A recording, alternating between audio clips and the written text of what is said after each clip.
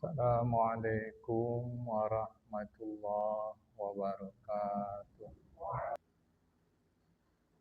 Alhamdulillahi rabbil alamin. Wassalatu wassalamu ala ashrafil anbiya'i wal mursalin. Habibina wa maulana Muhammadin wa ala alihi wa sahbihi ajma'in. Man yahdillah fala mudilla lah wa man yudlil fala hadiya lah. قال المصنف رحمه الله تعالى ونفعنا بعلومه في الدارين آمين ثم قال وعن سعيد بن إبراهيم النخعي ومجاهد وطاووس لو علمت رجلا غنيا وجب عليه الحج ثم مات قبل أن يحج ما صليت عليه وقد فعله بعض السلف في جار له موسر مات فلم يصلي عليه. Kita masih bincangkan tentang haji, ya. Kita masih membincangkan tentang haji pada hadis ini. Dari Sa'id bin Ibrahim An-Nakhai dan Mujahid dan Tawus. Apa ucapan orang-orang soleh ini?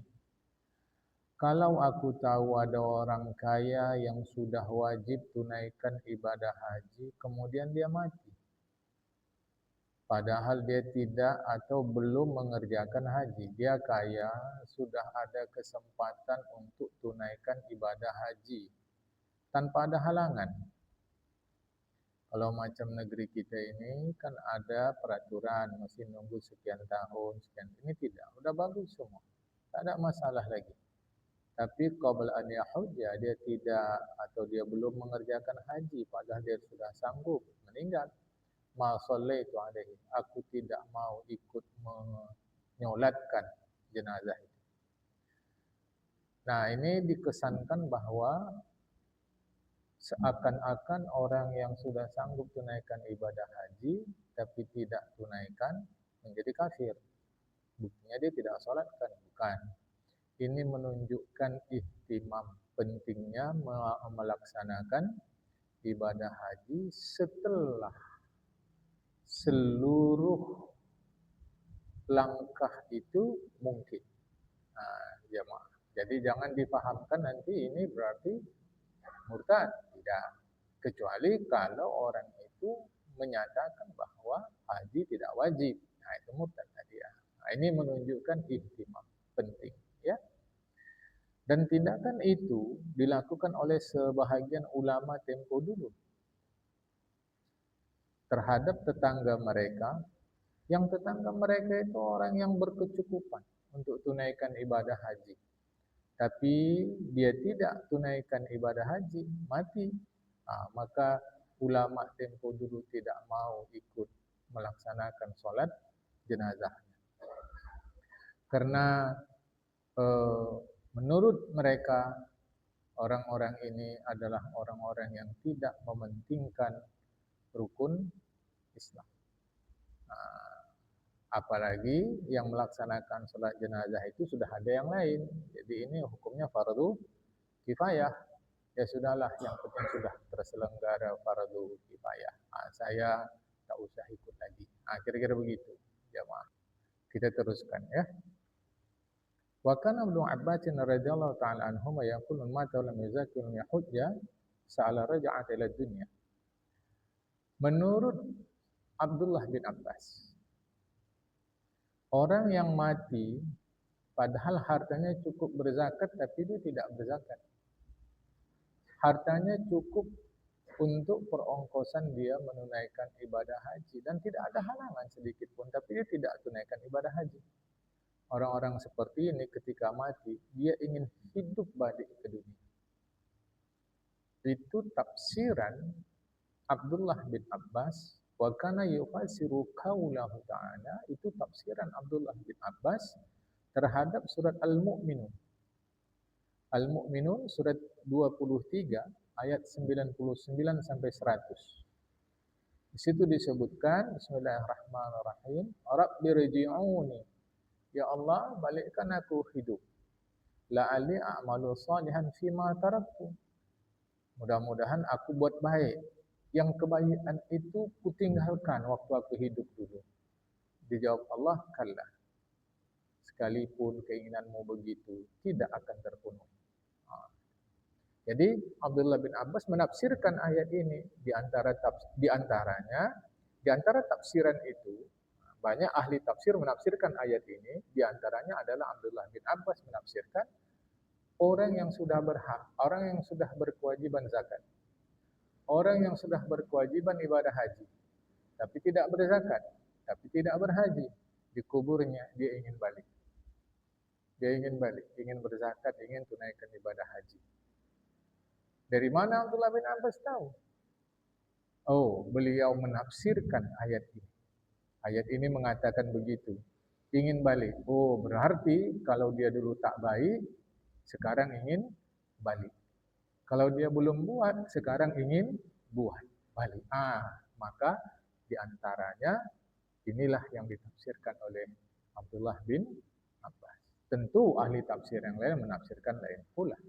Tetapi penafsiran Abdullah bin Abbas itu dekat sekali pemahamannya dengan ayat itu. Karena orang-orang yang dulu berkesempatan berbuat baik tapi tidak berbuat baik, dia ingin balik. Itu bisa dikonfirmasi dengan pengalaman kita masing-masing. Coba sekarang usia kita sekarang ini, coba putar balik film kita masa lalu yang kurang-kurang baik itu. Rasanya ingin balik lagi masa dulu supaya bisa berbuat lagi. Sayang. Ayat itu mendekatkan pemahaman kita terhadap tafsiran Abdullah bin Abbas kepada ayat 9 dan sampai 100 surah Al-Mu'min. Ya. Wa kana yaqulu hadhihi ayatu min asyrishin ala ahli tauhid. Sampai Abdullah bin Abbas mengatakan ayat ini adalah satu di antara sekian banyak ayat yang sangat berat ditanggung oleh orang-orang yang bertauhid kepada Allah Subhanahu wa taala. Berat dalam tanggung jawab. Ayat ini termasuk banyak ayat yang berat, bukan artinya berat menerimanya, menunjukkan berat tanggung jawab kita. Karena kita dipercaya oleh Allah Subhanahu wa taala. Nah, sekian banyak ayat itu di antaranya adalah ayat ini. Jadi bukan artinya berat kita tak suka ayat ini, bukan. Menunjukkan beratnya tanggung jawab kita sebab dipercaya oleh Allah Subhanahu wa taala. Faqad ja'a fi fadlil haji wal umrati akhbarun katsiratun. Banyak hadis yang menjelaskan fadilat haji dan umrah. Di antaranya adalah sabda Rasulullah Muhammad SAW, man kharaja min baiti hajjan aw mu'tamiran wa mata ajrallahu ajral haji wal mu'tamir yaumil qiyamah.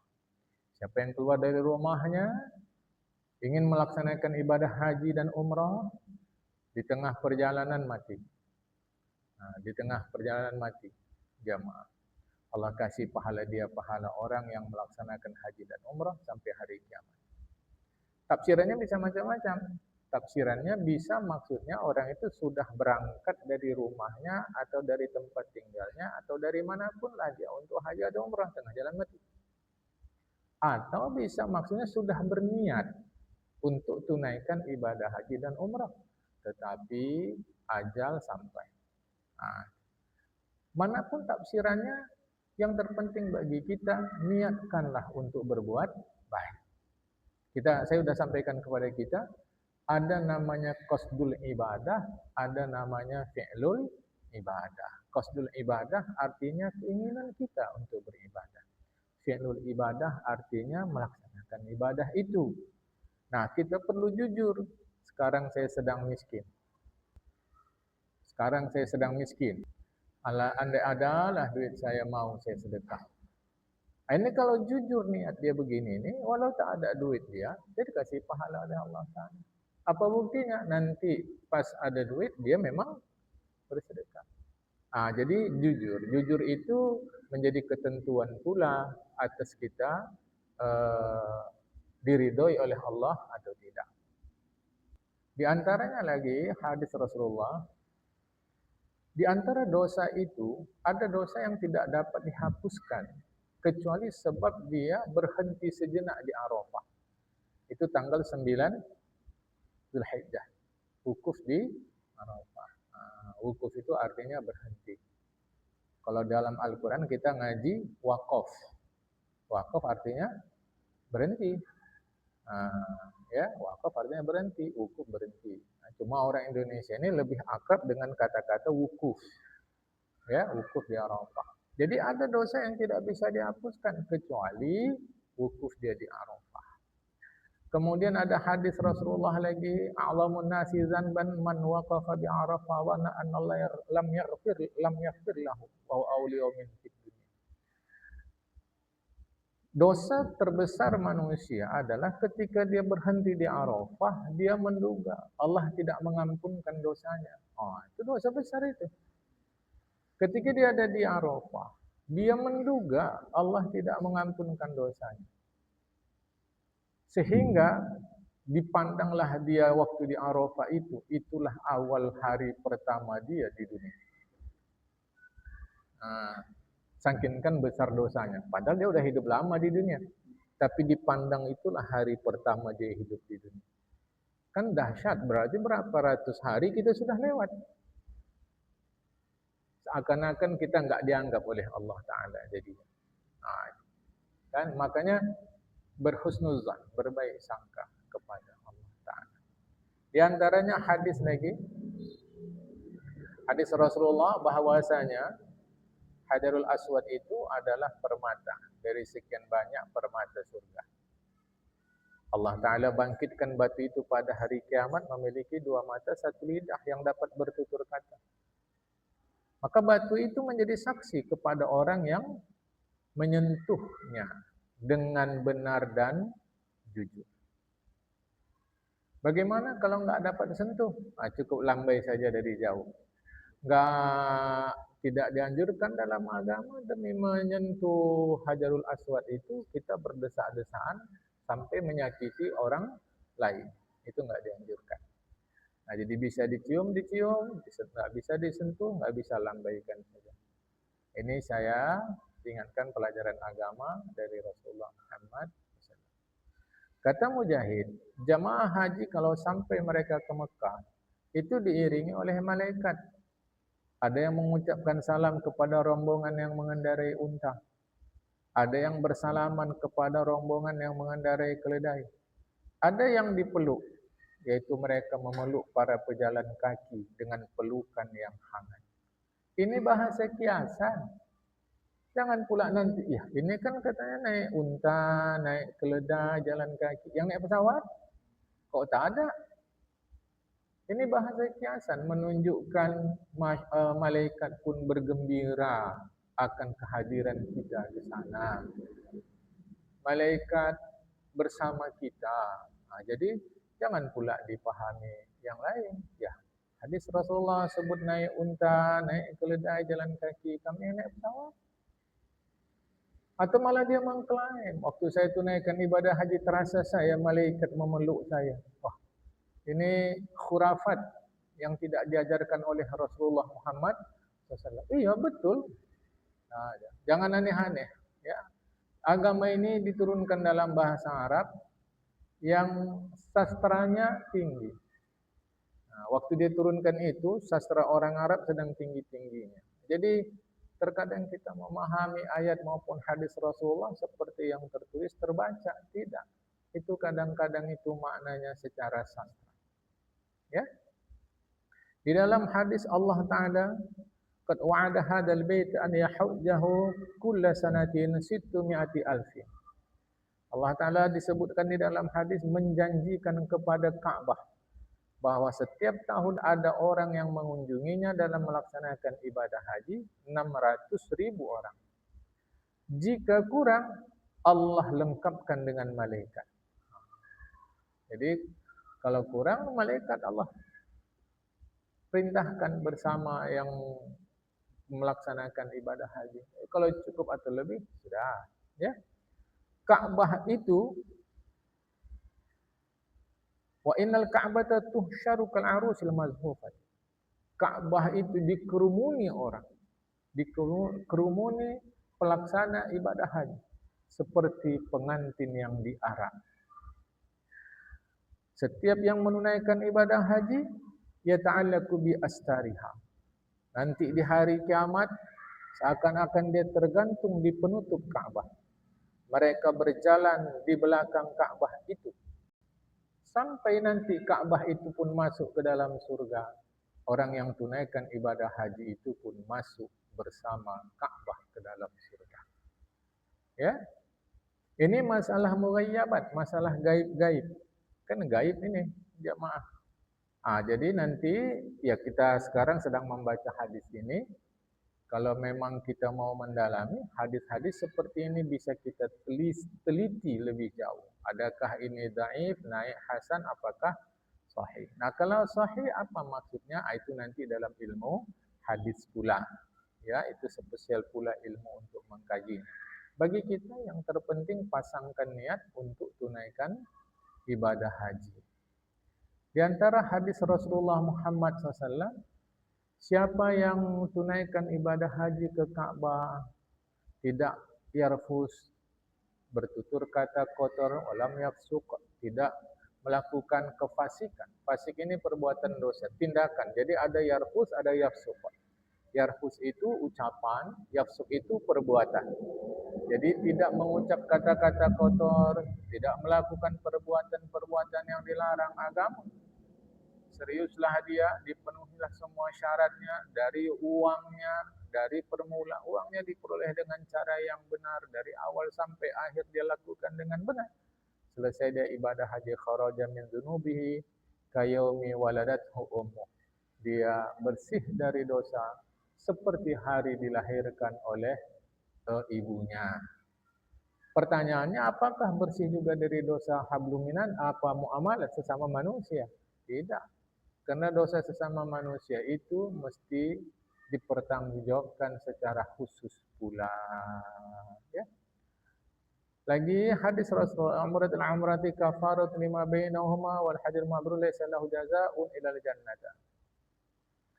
Dari satu umrah ke umrah yang lain, itu penghapus dosa di antara keduanya.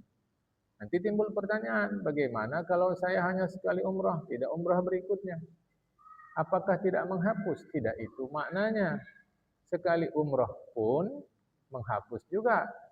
Tetapi kalau umrah lagi lah dia, lebihlah anugerah yang Allah berikan kepada dia. Haji mabrur, haji yang baik, tiada balasan baginya kecuali surga.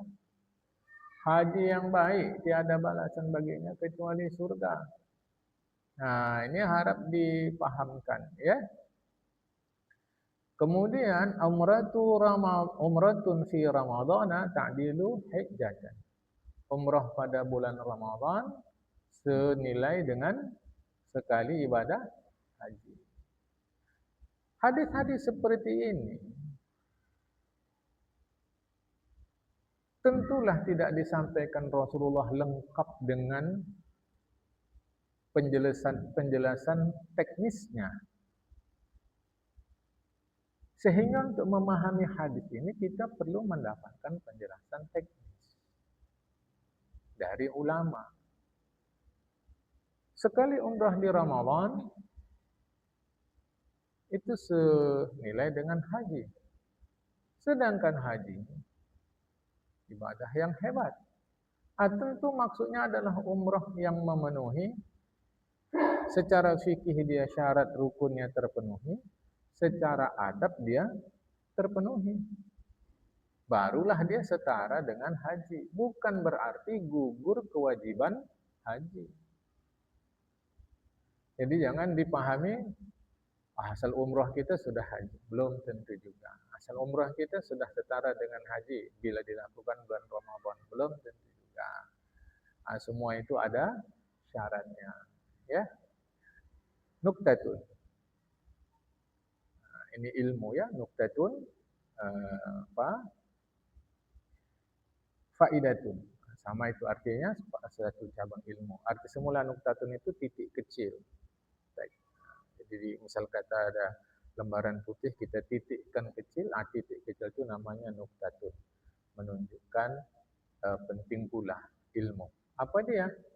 Dihikayatkan dari Muhammad bin Al-Munkadir. Dia sudah menunaikan haji selama 33 tahun. Bermakna 33 kali. Pada akhir haji yang dia kerjakan, dia bilang begini, waktu itu dia berada di Arafah. Dia munajat kepada Allah Ta'ala. Allahumma innaka ta'lamu anniqat waqaftu bimawqifi hadha 33 waqfatan. Tuhan, kau tahu aku sudah berhenti di tempat ini 33 kali perhentian. Kalau cara kita, sudah 33 kali wukuf aku ya Allah. Satu wukuf itu untuk menunaikan kefarduanku. Satu kubadalkan untuk ayahku. Yang ketiga pula kubadalkan untuk ibu. Wa ushhiduka ya Rabbi. Aku mempersaksikan kepadamu wahai Tuhanku. Sisanya yang 33 lagi kuhibahkan. Kuberikan kepada siapapun yang wukuf di tempatku ini. Ini nanti jadi persoalan. Apakah maksudnya di tempatku ini di areal wakaf, di areal wukuf, atau di tempat Syekh Muhammad Al-Munkadir? Apakah maksudnya di seluruh areal wukuf atau khusus di tempat beliau wukuf? Kalau maksudnya di tempat beliau wukuf, ini susah juga mencarinya. Di mana waktu itu dia di Arafah ini? Apalagi kalau pemerintah Arab Saudi belakangan ini misal kata melakukan renovasi terhadap Arafah. Kalau itu maknanya tak dapatlah kita hibah beliau. Tapi kalau maknanya manapun yang dimaksud, asalkan itu sepanjang Arafah, kita dapat. Kalau itulah yang dimaksud di dalam hati beliau, di tempat wukufku ini, apakah maksudnya di tempat duduk beliau itu? Tempat beliau. Kalau itu agak sulit, tapi kalau maksudnya adalah seluruh Arafah, maka siapapun yang ada di Arafah dapatlah dia. Ya.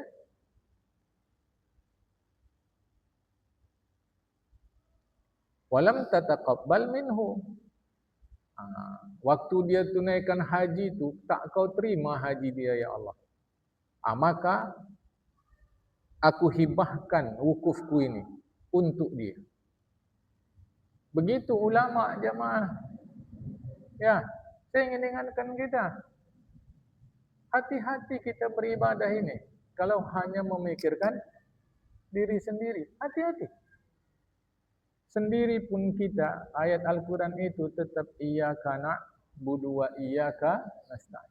Kepadamu kami. Padahal sedang sendiri. Maka hati-hati. Hati-hati kita beribadah ini kalau hanya ingin selamat sendiri. Tanpa ada kesadaran menyertakan orang yang lain. Ini ulama ajarkan kita yang 33 kuhibahkan ya Allah kepada siapapun yang dia tunaikan ibadah haji. Walam tataqabbal minhu. Tapi tidak engkau terima haji dia. Asalkan dia berada di Arafah ini. Falamma dafa min Arafatin nudiya. Ketika Syekh Muhammad bin Al-Munkadir meninggalkan Arafah, dipanggil, diseru beliau. Ya Ibnul Munkadir, atatakarramu ala man khalaqal karamu wal judu. Dengar suara itu bilang begini, "Hei Ibnul Munkadir, apakah kau merasa mulia terhadap sosok ia yang menciptakan kemuliaan dan kedermawanan?" Kan beliau menghibahkan ibadahnya. Tentu beliau merasa senang. Lantas datang suara. Kau pikir kau itu sudah menghormati, sudah memuliakan Tuhan yang menciptakan kemuliaan dan kedermawanan. Maksud Allah begini, kau memang mulia, bagus perbuatan kau itu. Tapi ini ibarat kata, aku tak maulah kalah mulia dari kau. Kira-kira begitu. Jangan salah paham. Kau memang mulia, kau memang dermawan. Karena kau hibahkan yang 30 itu. Tapi aku tak maulah kalah mulia, tak maulah kalah dermawan dari kau. Demi kemuliaan dan keagunganku. Sungguh telah kuhapuskan, kuampunkan. Ghafar itu kuampunkan. Ya, sungguh telah kuhapuskan, kuampunkan, kumaafkan dosa orang yang berada di Arafah ini sebelum Arafah diciptakan 1000 tahun lamanya. Jemaah. Artinya kita yang berbuat baik untuk orang lain, langsung Allah yang cemburu sama kita. Ini kan hebat status kita berarti, jemaah. Ini saya mau bagi tahu kita. Jadi enggak ada rugi-ruginya kita menyertakan orang lain dalam kebaikan kita. Sampai Allah pun cemburu. Ini bahasa kiasan. Jadi tak maulah aku masa kau lebih mulia pula dari kira-kira begitu jemaah. Menunjukkan orang yang berbuat baik untuk orang lain itu enggak tanggung-tanggung mulianya, sangkinkan mulianya. Allah sendiri pun mau mengalahkan dia dan memang mengalahkan. Ini bahasa kiasan. Jangan dipahami Allah tersaingi, itu satu hal yang mustahil. Justru ini menunjukkan kemuliaan orang yang berbuat baik itu. Selesai sudah tentang haji, masuk kita tentang puasa Ramadan. Hadis ketiga ini cerita tentang rukun Islam. Dan puasa Ramadan ini adalah rukun kelima, rukun Islam yang kelima. Ya, di hadis ini lebih dulu disebut Rasulullah haji baru puasa. Nanti di hadis yang lain puasa pula lebih dulu dari haji. Di hadis ini haji dulu disebut Rasulullah baru puasa. Nanti di hadis lain dapat kita puasa lebih dulu disebut Rasulullah baru haji. Ini bukan hal yang prinsip. Yang terpenting kita yakin rukun Islam itu 5. Mendahulukan puasa dari haji. Kalau hadis ini haji dulu baru puasa. Nanti hadis lain puasa dulu baru haji. Itulah riwayat yang banyak. Kebanyakan riwayat hadis menyebutkan puasa dulu baru haji. Memang ada hadis menyebut haji dulu daripada puasa. Ini hadis yang kita baca ini. Haji dulu baru puasa. Tapi kebanyakan adalah puasa dulu baru haji. Wawajuhu anna shoma fi kulli amin. Ya, tinjauannya begini bahwa puasa itu setiap tahun. Ya, tinjauannya bahwa puasa itu adalah setiap tahun. Di sini disebutkan wawajhu ma huna ma fi min tansyitin nafsi wa irdaiha bi ma masyaqqatu lil mal.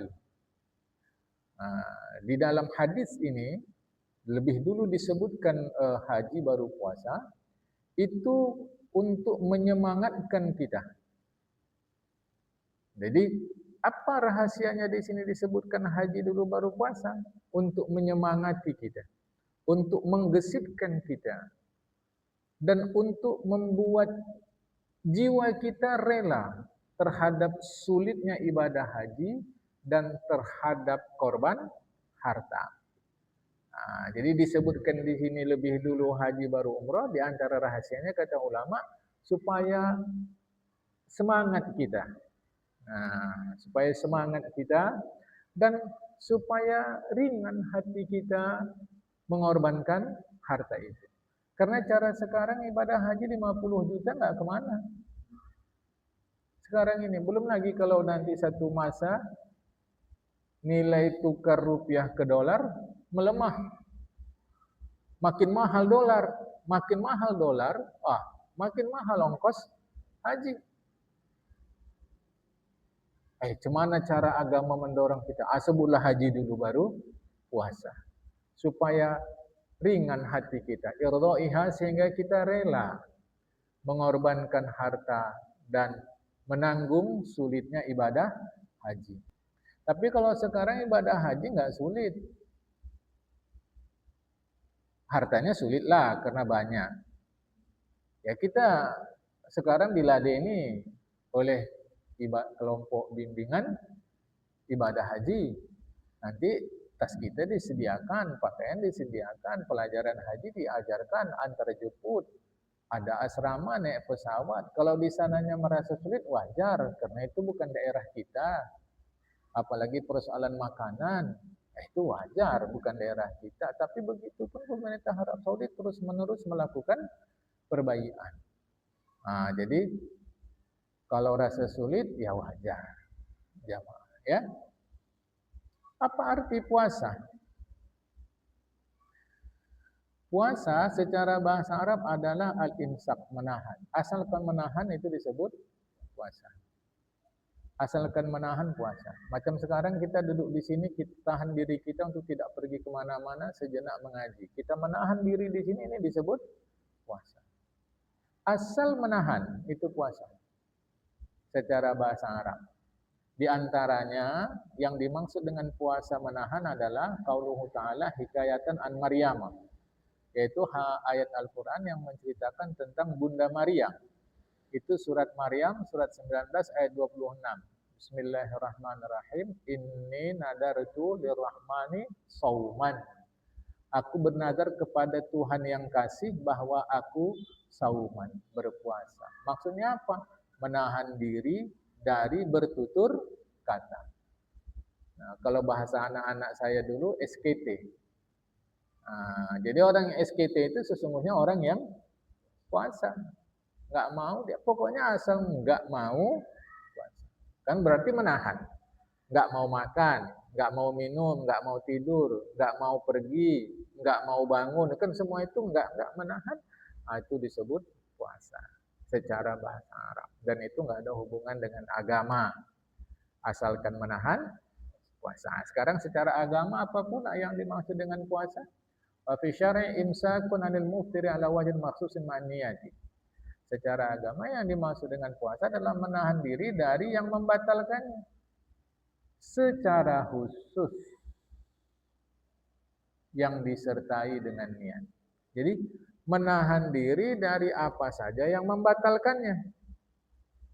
Menahan itu pun dilakukan secara khusus yang disertai niat. Nggak bisa nahan sembarangan. Nah, yang disertai dengan niat. Nah, itulah puasa. Ya.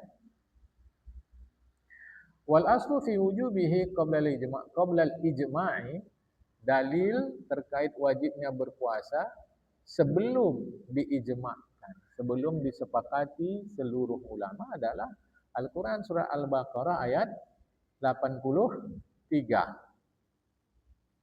Ayat 183. Al-Baqarah 183. Ini ayat ini masyhur. Masyhur sekali.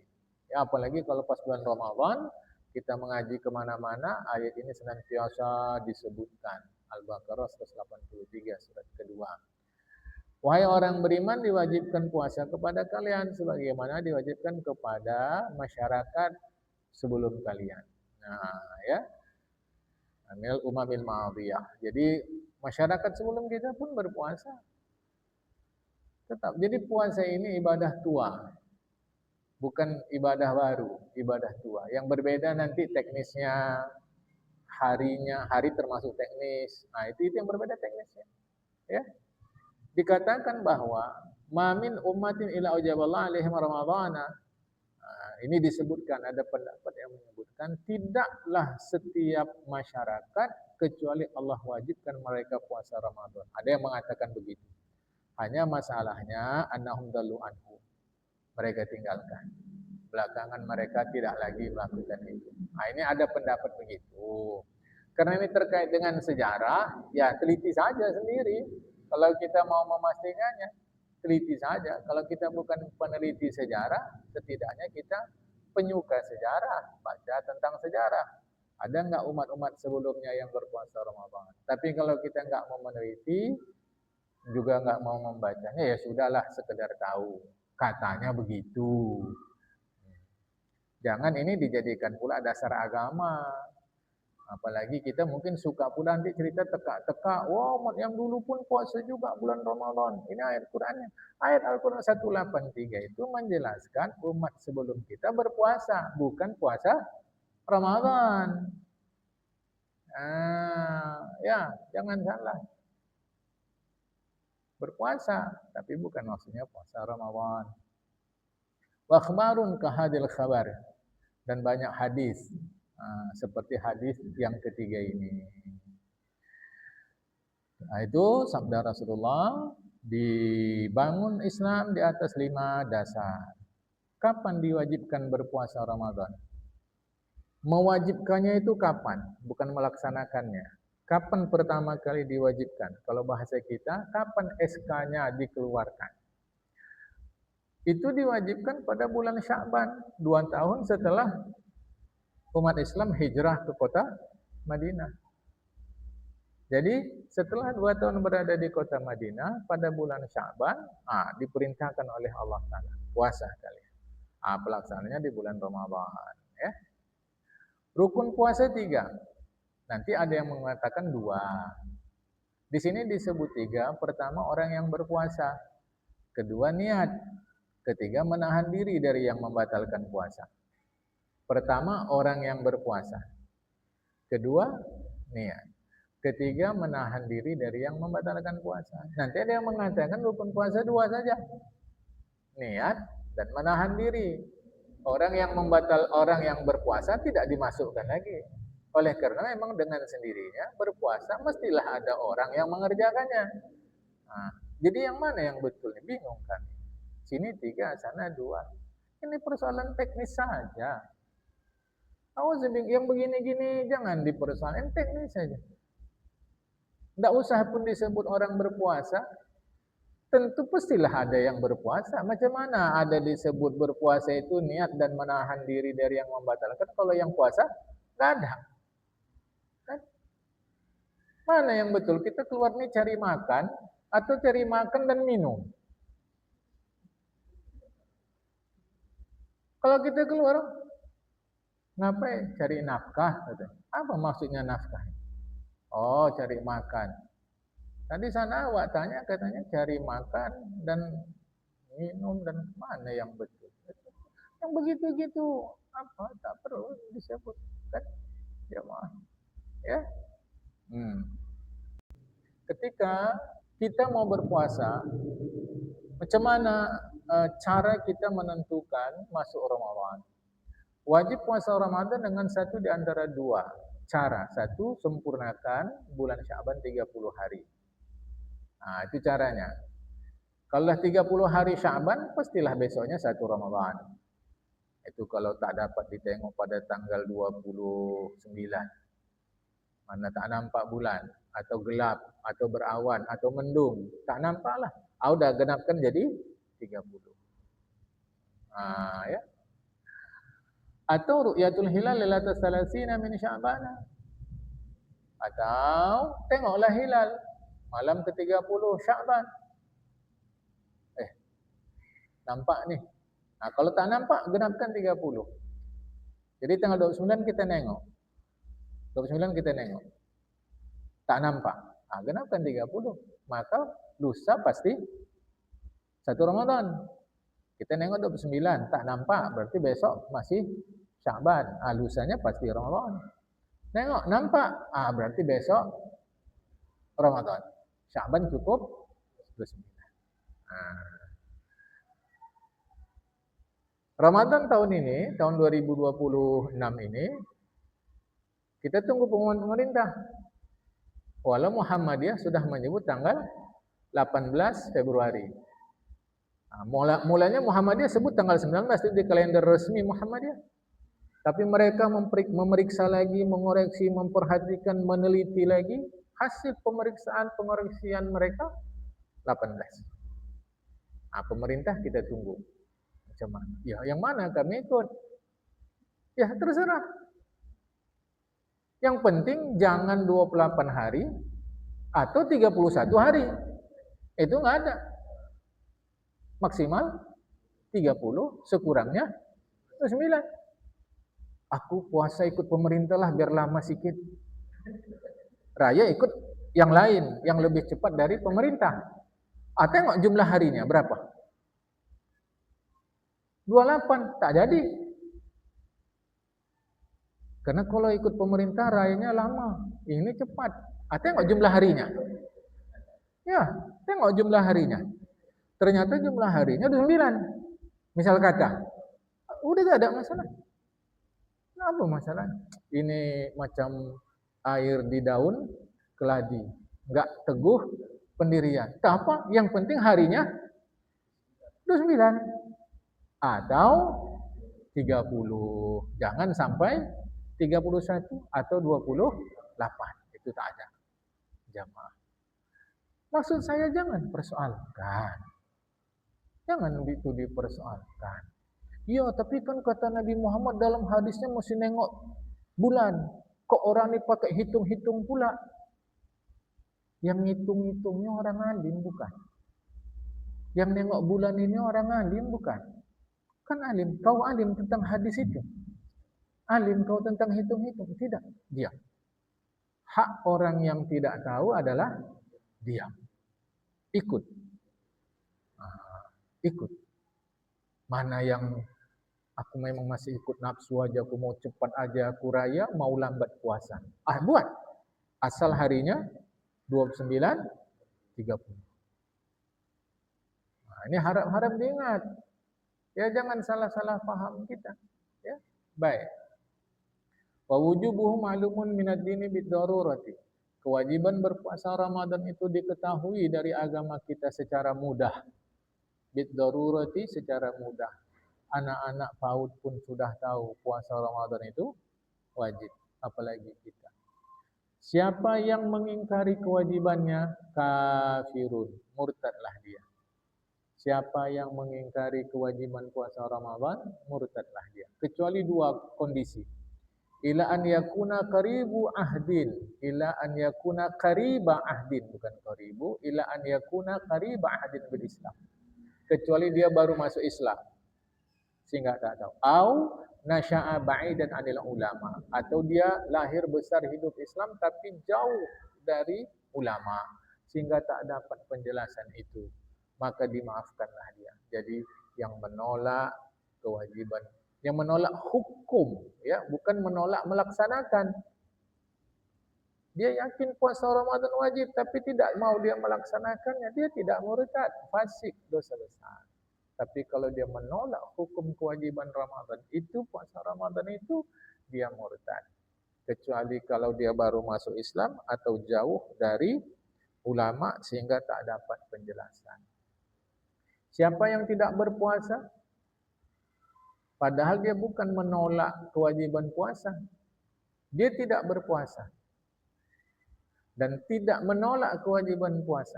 Tidak puasanya dia, tak ada alasan. Tak ada alasan.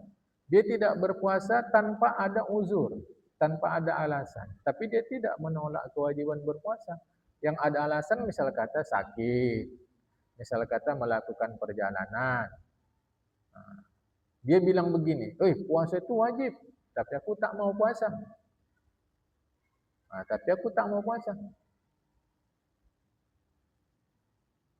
Ditahan dia, dicegah, dihalang, dirintang dia dari makan, minum. Sepanjang hari. Supaya kelakuan dia siang itu seperti orang yang berpuasa. Dia tidak puasa, tapi tetap meyakini kewajiban puasa. Tidak puasanya itu tak ada alasan. Bukan karena sakit misal kata, bukan karena melakukan perjalanan, tak apa dia lah yang tahu. Tapi aku yakin puasa itu wajib. Penguasa turun tangan. Dilarang dia makan, minum sepanjang hari. Supaya kelakuan ia sama dengan orang yang berpuasa.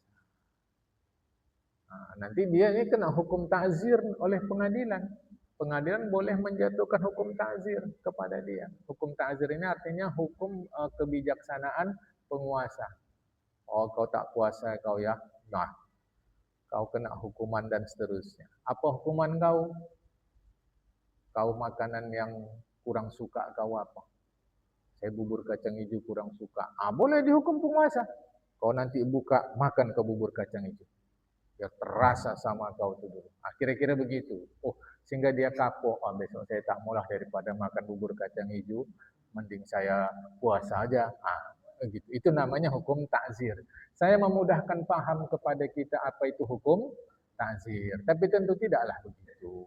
Nanti penguasa hakim itu yang menentukan apa ya jamaah. Baik. Disebutkan oleh orang-orang alim, puasa itu 3 model. 3 model, 3 tingkat. 3 model, 3 peringkat. 3 model, 3 derajat. Yang pertama puasa umum.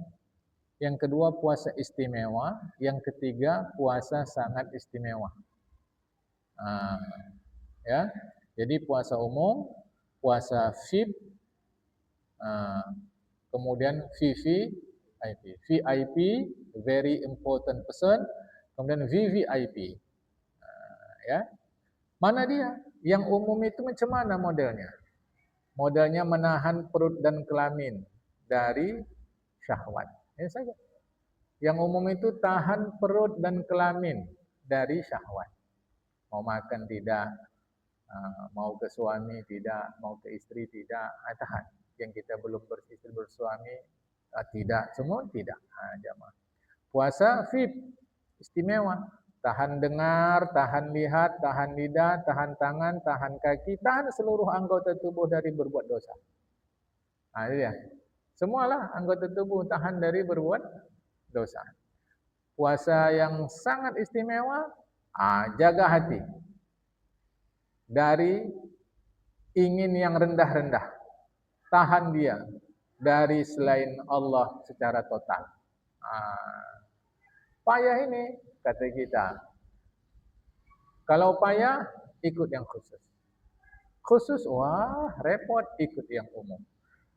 Nanti kalau kita serius ikut yang umum, nanti Tuhan wisuda kita untuk ikut yang khusus. Tanpa kita mau yang khusus. Karena kita serius yang umum, nanti Tuhan wisuda sendiri. Bahkan kalau kita berupaya supaya tetap umum, dipaksa Tuhan masuk yang khusus. Karena udah tak pantas lagi kau masuk di umum. Nampak sama Tuhan. Serius kita di khusus, menahan diri supaya tetap di khusus, tetap itu digeser Tuhan nanti kepada yang VVIP. Makanya jujur. Kalau cemawak ni tak akan bisa, itu bahaya. Bahaya pernyataan itu. Berarti seakan-akan kita sudah menghukum diri kita sendiri. Itu tak boleh. Ya, yang penting usaha serius. Banyak sekali hadis yang termasyhur terkait fadilat bulan Ramadan, keutamaan Ramadan itu. Ya. Di antaranya Rasul mengatakan, kalaulah orang tahu anugerah dan berkat yang Allah siapkan di dalam bulan Ramadan, pastilah mereka ingin sepanjang tahun itu adalah Ramadan. Karena tak tahu, maka masih bulan Rajab, kita sudah siapkan baju hari Raya. Macam tak ridho kita Ramadan. Masih bulan Rajab, sudah kita siapkan. Tahun ini modelnya pakaian yang begini. Terusnya kue tahun ini yang kayak gini. Nanti tengok tempat wisata tanggal 2 Syawal sini. Tanggal 5 nanti sini. Padahal masih bulan Rajab. Jadi macam tak redha dia Ramadan tadi. Padahal Nabi mengatakan kalaulah tahu mereka yumnun dan barokatun, anugerah dan keberkatan yang Allah Ta'ala siapkan di bulan Ramadan. Kalau orang tahu, Rasulullah tidak mengatakan kalaulah orang beriman tahu. Rasulullah mengatakan kalaulah manusia tahu. Menunjukkan anugerah dan keberkatan Ramadan itu dapat dinikmati seluruh manusia. Kalau mereka tahu, latamannau, mereka berkeinginan sepanjang tahun itu adalah Ramadan. Seterusnya Rasulullah katakan siapa puasa Ramadan, iman karena keteguhan iman, wahtisaban tulus karena Allah, diampunkan dosanya yang telah lalu. Dalam hadis lain ada tambahan dan yang akan datang. Dalam hadis ada satu hadis yang telah lalu. Hadis lain sebut yang akan datang. Mana yang betul? Terserah Allah Ta'ala. Urusan kita puasa saja. Ini urusan gaib-gaib seperti ini, anugerah-anugerah ini. Mau-mau Allah Ta'ala saja. Ya Pak, tapi kan kita mesti tahu. Ah, udah, kaulah mengajinya. Kita ini bukan ahli hadis itu pula, maka bagi kita puasa saja. Kalau kau serius, pergi kau ngaji sama ahli hadis. Meninjau hadis itu bagaimana? Tidak kita larang. Tapi ada tempat-tempatnya. Nah, ya.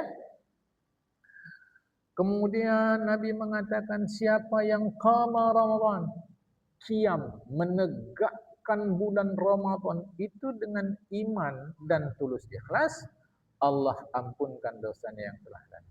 Apa yang dimaksud dengan qiyam atau menegakkan Ramadan? Mungkin di situ ada hadis bahasa Arabnya.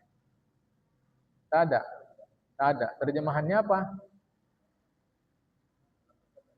Ya.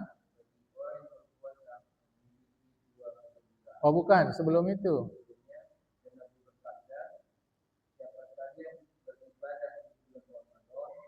Jadi ditafsirkan beribadah. Bahasa Arabnya qoma, yang selalu diartikan qiyam. Qiyam Ramadan atau qiyamul lail. Apa yang dimaksud dengan beribadah dalam tafsiran, dalam terjemahan itu? Apa maksudnya? Ditafsirkan oleh para ulama, yaitu mengerjakan sholat tarawih. Siapa yang beribadah bulan Ramadan karena iman dan tulus ikhlas. Apa yang dimaksud ibadah di situ? Ada ulama menafsirkan maksudnya adalah salat tarawih. Tarawih nih. Jadi kalau baca Quran itu kan tafsiran. Tafsiran ulama yang tetap kita hargai. Maknanya bagi kita, penuhkan dia dengan ibadah. Kata Nabi, bagi orang berpuasa ada dua kegembiraan. Pertama, gembira apabila dia berbuka dengan sebab berbukanya itu. Dia gembira dengan sebab berbuka. Ini hati-hati maknanya. Karena kalau maknanya gembira dengan sebab berbuka seperti anak-anak yang berpuasa, hore kita dah enggak puasa lagi. Apalah maknanya itu disebab diterangkan oleh Rasulullah? Untuk apa Rasulullah terangkan begitu? Itu seakan-akan berarti merendahkan marwah martabat Rasul. Apa yang dimaksud gembira di sini?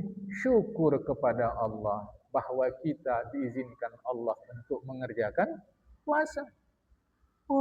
Haus sekali aku udah gembira, awak udah minum gini enak rasanya. Inilah kata hadis Rasul. Yang kedua, gembira ketika bertemu Allah Ta'ala. Apa maksudnya bertemu Allah Ta'ala? Ini bisa dua maksudnya. Satu, ketika meninggal, kita sudah memenuhi tanggung jawab berpuasa. Kedua, ketika hidup, jiwa kita itu serasa dekat dengan Allah. Ya, jiwa kita itu serasa dekat dengan Allah. Jadi itu dua pula pengertiannya. Dikatakan bahwa Rasulullah mengatakan bahwa doa orang puasa itu tidak tertolak. Doa orang berpuasa itu tidak tertolak. Ya, buktinya puasa doa tak kabul-kabul juga, ada banyak syarat. Doa orang yang puasa bagaimana? Yang tidak tertolak. Berpuasa tapi masih nyakitin orang. Itu bagaimana? Berpuasa enggak bayar hutang padahal duitnya ada untuk bayar hutang. Macam mana doanya mau dikabulkan oleh Allah Ta'ala? Karena puasanya tidak karena Allah Subhanahu Wa Ta'ala. Nah, jemaah yang dikasihi Ta'ala, sampai sini dulu. Ini syair, ada situ syair. Syair akan datang kita baca. Mudah-mudahan hari Sabtu depan habislah hadis ketiga. Ya, Sabtu depan habislah hadis ketiga. Mudah-mudahan. Assalamualaikum warahmatullahi wabarakatuh.